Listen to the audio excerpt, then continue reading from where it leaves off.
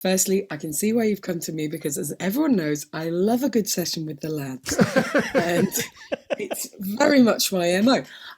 What I would say is... You were actually editor of Loaded in the 90s, weren't you? So we thought, what do Elis and I have access to that no one else in the country has access to? Your ISA. My ISA. Oh, hello. So we thought we would enlist the most beloved comedians we know to solve your problems.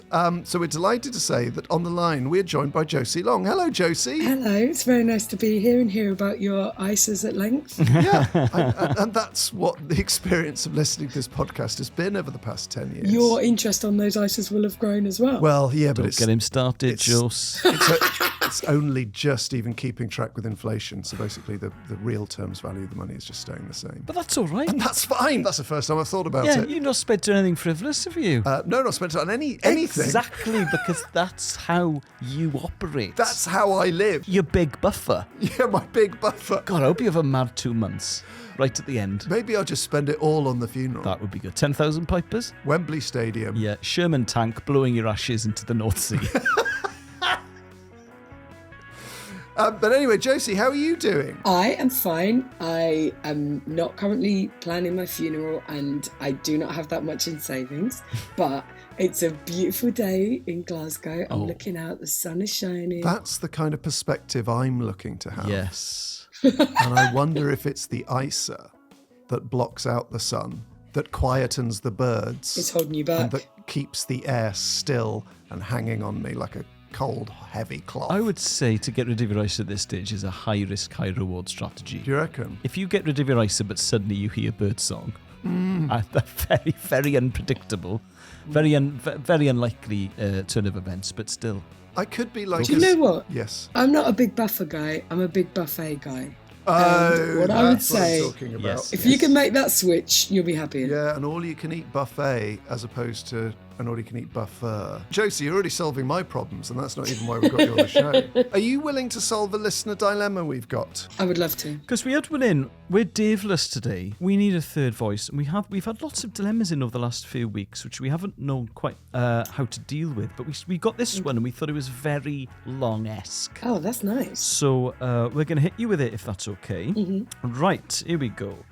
Hello, EJ, JR and JL. I write to you with a quandary that has been bothering me for some time. I started university this year, studying history at the University of York. Good uni, good degree. Solid. It's been an eye-opening experience for me, and I've been able to really spread my wings and meet like-minded people. I've joined the Foreign Film Society, the Drama Society, and even play Ultimate Frisbee because I'm that cool. My problem is that my friends from home are very different people to my new friends and enjoy nothing more than meeting up for copious beers and footy/girl chat. When I've returned home this year, I haven't been able to be my new freer self and revert back to my laddie side, a side I feel slightly disconnected from. Don't get me wrong, I still love a good session with the boys, but I feel like there is more to life than that now. Where do I go from here? Do I fully embrace my new university lifestyle, leaving my old school friends in the dirt, or do I continue to live a double life? Thanks, love the show, Steve. Josie, what are your thoughts? Steve, it's giving me a lot of food for thought here. Firstly, I can see why you've come to me because, as everyone knows, I love a good session with the lads. And it's very much my MO. What I would say is... You were actually editor of Loaded in the 90s, weren't you? I was. And I said to them, there's not enough breasts in this magazine. And you left over. I left out of principle. I think, so what I would say is, I can imagine this young man and I can imagine how happy and excited he feels to allow himself to be the person that he actually is, a slightly more tender, nerdy, multifaceted human being, right? Yeah. And I'm so thrilled for how he's done that at university, how he's found himself and spread his wings. And I think it's something that a lot of people can relate to. It's such a transitional time and you really do have that space to find out who you are. The thing I think is, at the very end, he said, leave my friends in the dirt. And what I felt came along with that was his feeling of obligation towards them, and that him actually just living his life would be seen as a betrayal and seen as like behaving terribly. If I were him, I would honestly want to say to him, you are allowed to do what makes you happy, and you are allowed to move on and move away from where you're from if that's what you want. I do understand that, like, ending friendships or growing apart from people is sad and difficult, but it's not a crime and it's not a betrayal. Everybody at that age is going to be developing off in lots of different ways. Yeah, I had an experiment with bottle green trousers at university.